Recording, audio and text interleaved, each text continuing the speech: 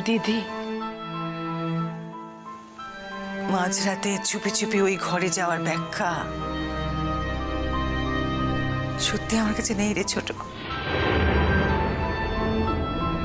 তাছাড়া আমি হাজারবার জিজ্ঞেস করা সত্ত্বেও তুই আমাকে কোনো উত্তর দিতে পারিসনি।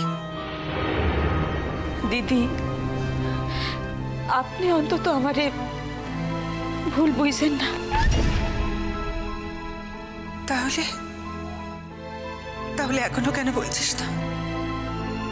কেন বলছিস না এই অপরাধখানা কেন করলি তুই ছোট?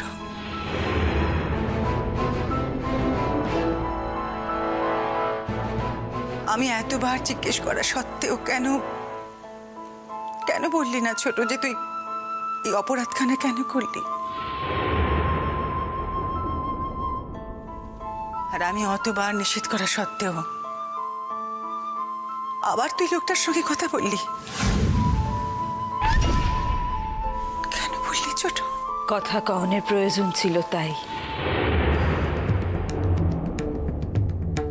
কি প্রয়োজন? কি প্রয়োজন সেটা একটু জানতে চাইছি আমরা তোর কাছে। বল না। আচ্ছা, এরা যে এত খারাপ খারাপ কথা বলছে তোকে, তারপরে তোর মনে হচ্ছে না যে এদের মুখের উপর একটা সঠিক জবাব দেওয়া উচিত?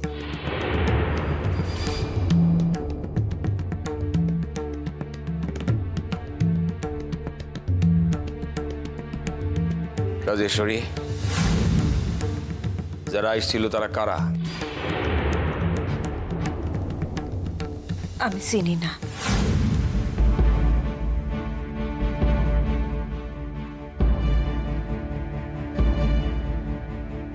দেখো দেখো, ফের দাঁড়িয়ে দাঁড়িয়ে মিথ্যে কথা বলছে। আমি যেন কিচ্ছুটি নিজের চোখে দেখিনি গো। আচ্ছা, যদি আগে থেকে চেনা জানা নাই হয় তাহলে কি দুদিনের আলাপে অমন ভাব হয়?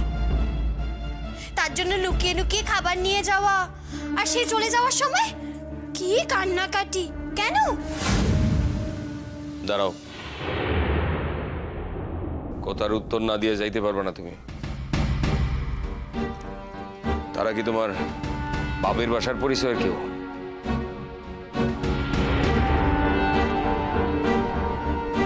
তাইলে বলে দে না ছোট, বল না।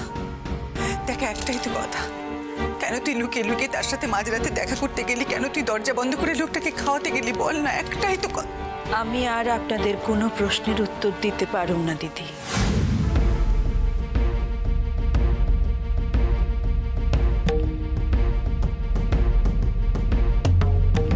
তাতে যদি আপনার দেওর আমারে পরিত্যাগ করেন, করতে পারেন।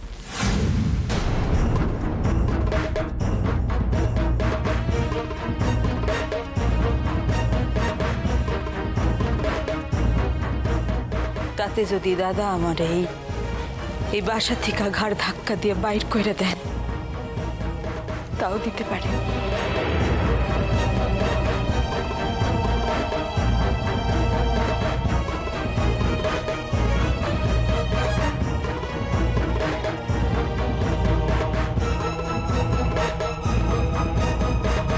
ছোট,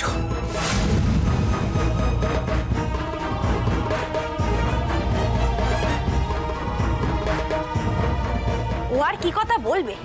ওর কথা বলার কোনো মুখ আছে নাকি? ভাই আনন্দ, তোমাকে একটা ভালো কথা বলছি। তুমি যদি তোমার নিজের ভালো চাও তাহলে এই বউকে শিগগিরই ত্যাগ দাও।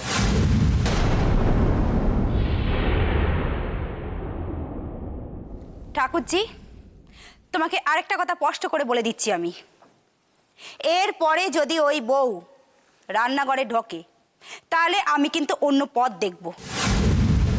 ওর হাতের রান্না আমরা কিছুতেই খাবো না, বলে দিলাম।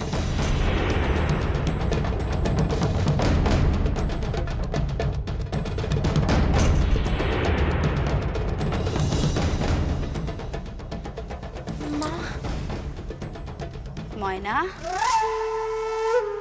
তোর গায়ে হাত দিয়েছে তো?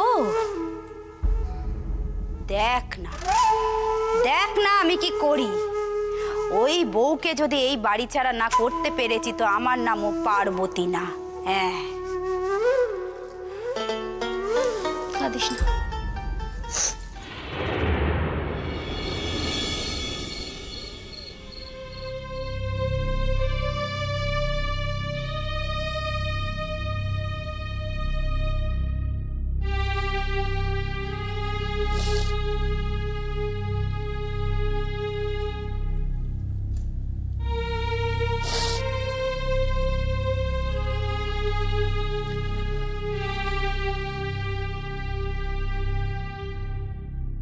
রাজেশ্বরী,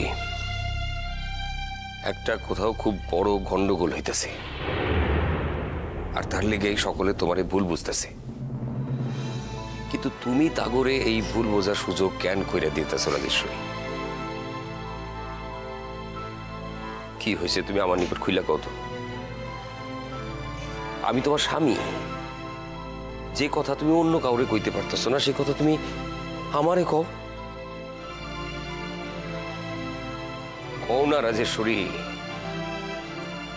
দেখো, এমনিতেই মনের ভেতরে নানান অশান্তির ঝড়, তার উপরে আর নতুন কোনো অশান্তি সহ্য করার ক্ষমতা আমার নাই। তুমি আমারে কিছু জিজ্ঞেস করো না গো।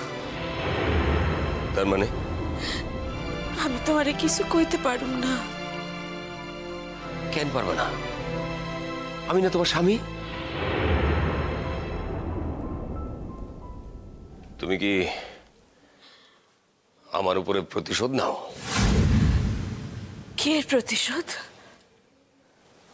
একদিন তোমার উপরে আমার মন আসিল না, তোমারে তোমারে আমি মেলাই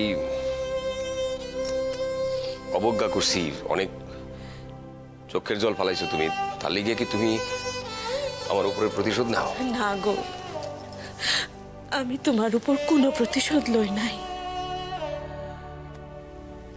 তাইলে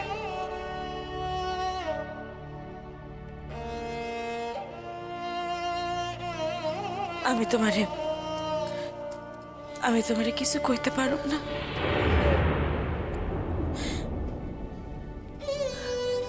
পরে হয়তো কোনোদিন কইতে পারুম, তাই আজ পারুম না। যে কথা আইজ কইতে পারতেছো না সেই কথা পরেই বা কইবা কেমনে? তাছাড়া কথা কান কি এমন রাজেশ্বরী যেটা তুমি তোমার স্বামীর কাছে কইতে পারতেছো না? রাজেশ্বরী, তোমার সম্পর্কে আমি কোনো মন্দ কথা ভাবতে চাই না, তার থেকে আমার মরণ ভালো।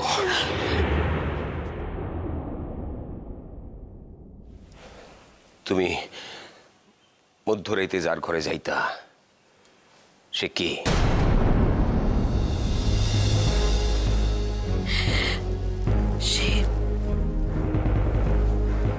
সে একজন বীর মানুষ। সোনার সংবাদ জানানোর লিগে কি তুমি মধ্যরাইতে তার ঘরে যাইতা? না না রাজেশ্বরী, আর কান্দে চলবো না। এইবার তোমারে আমার মুখোমুখি খাড়াইতে হইব। দেখো, আমাগো সন্তানের খবর জানানোর লিগা মধ্যরাত্রে একজন অচেনা পুরুষ মানুষের ঘরে যাওয়ার আমি তো কোনো কারণ দেখি না। আমার ছেলের নিকট যদি শপথটুক না করতাম তাহলে হয়তো তোমার সব কথা কইলে কইতে পারতাম গো। হয়তো হয়তো একটু হালকা হইতাম, তাই না? সোনা বারবার কইয়া গিয়েছে, আমি জানি কিছুতেই তার কথা না কইলে তার বিপদ ঘটতে পারে। আমার সোনার বিপদের কাছে আমার সকল অপমান, সকল নিগ্রহ তুচ্ছ ঠাকুর। রাজেশ্বরী, তুমি কিন্তু শেষ সুযোগ খান হারাইতেছ। রাজেশ্বরী, কোনো কারণে কি ওই মানুষের উপরে তুমি দুর্বল হইয়া পড়ছো? না না, এই 2 দিনে তা কোনোভাবেই সম্ভব না। তাইলে ধরে নিতে হয় ওই মানুষের তুমি আগে থেকেই চিন্তা। তাহলে ইয়াও ধরে নিতে হয় যে ওই মানুষের আমগো বাসায় আসনের কোনো উদ্দেশ্য আছিল, আর সেই উদ্দেশ্য হইতেছে তোমার সাথে মিলিত হওয়া। হ্যাঁ, ইয়া ছাড়া আমার নিকটে আর কোনো ব্যাখ্যা নাই। ওগো, এর লেগেই তুমি তারে আমগো বাসার শ্রেষ্ঠ ঘরখানাতে তার থাকার ব্যবস্থা করছিলা। তুমি তারে আমগো পোলার ঘরে থাকতে দিছো। সেই মানুষ তো একা আসে নাই, তার লগে একজন সঙ্গী আসছিল। তার লিগে এই মধ্যরাত্রে সেই সঙ্গীর ঘর থেকে বাইর করে দিয়া ওই মানুষ শুধাই তোমার লগে সাক্ষাৎ করণের লিগা। তাই তো না, কান্দো না, কান্দো না, কান্দা কোনো লাভ হইব না। আমার বুক ভাঙ্গা গেলেও এই কথাই তো সত্য। যত কষ্টই হোক আজীবন এই সত্যর লগেই আমার সহবাস করতে হইব। না,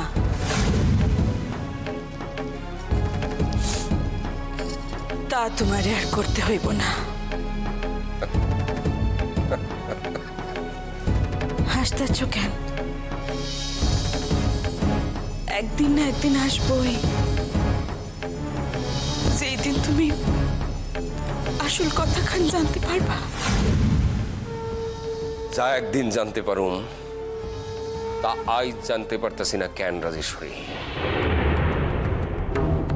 যা আজ জাননের কথা পরে জানলে কি সেই জাননের গুরুত্ব খান টিকে?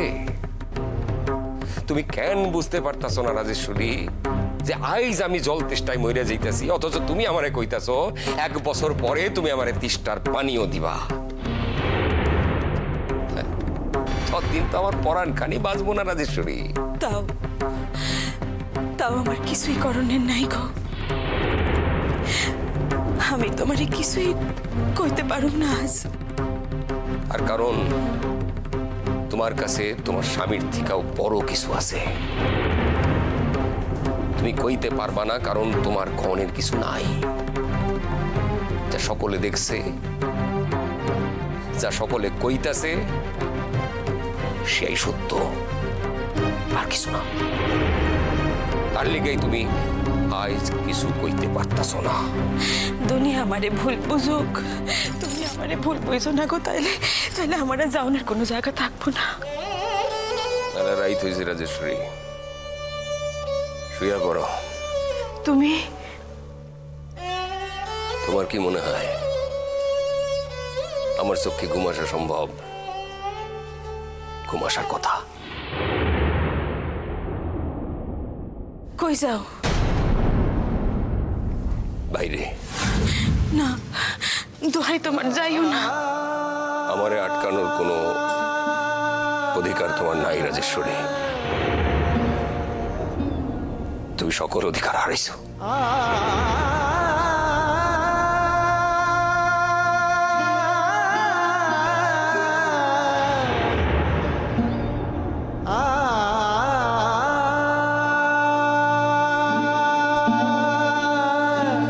আমারে আটকানোর কোনো অধিকার তোমার নাই রাজেশ্বরী।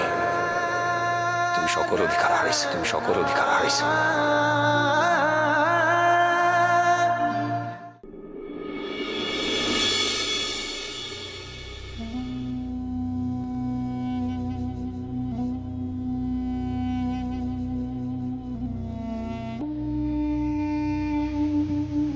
তোমরা সকলে ফল ইন পজিশনে খাড়াও।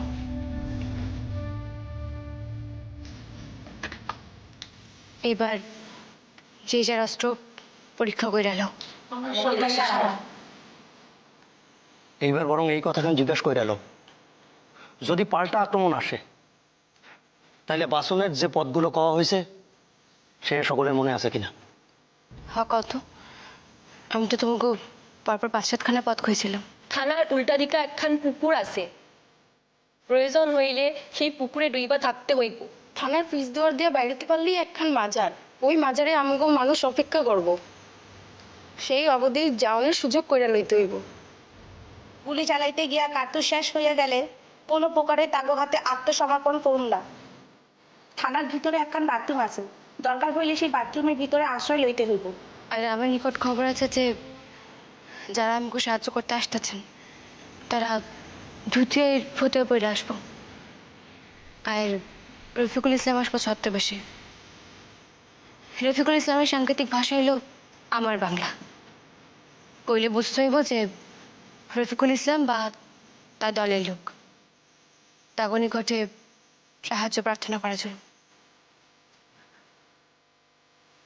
আমগো সাংকেতিক ভাষা গান সকলের মনে আছে তো? ঠিক, তাহলে ওখানে দেরি করা চলবো না। রান্না বুঝি এতক্ষণে শেষ হয়ে আসছে। তোমরা যাও, সকালে খাইতে বসো। হয় একখান কথা, ভারী খাবার খাওয়া চলবো না, হালকা খাবার খাইতে হইব, যাতে শরীর ভারী না হয়।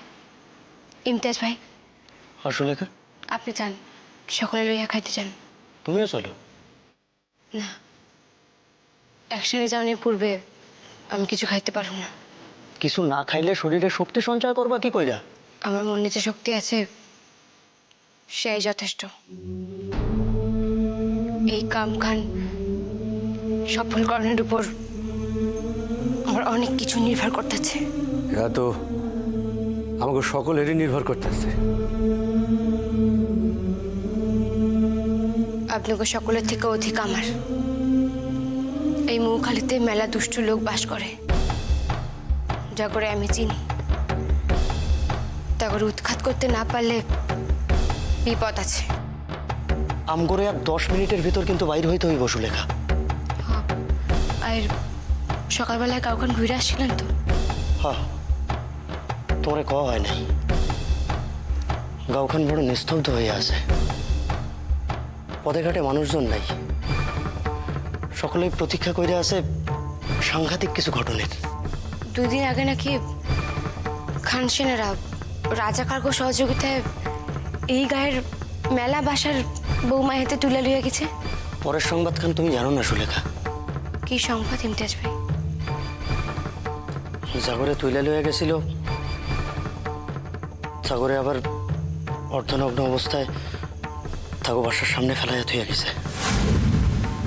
আর এখন সমস্যা হয়েছে যে তাগো বাসার মানুষেরা এখন তাগরে লইতে চাইতেছে না। কই স্থান হইব এই মায়া গো? হায় আল্লাহ, আল্লাহ রে।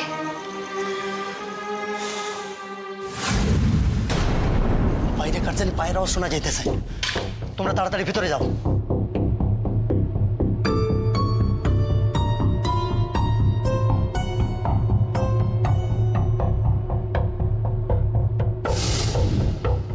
সুলেখা, তুমি এখানে কেন?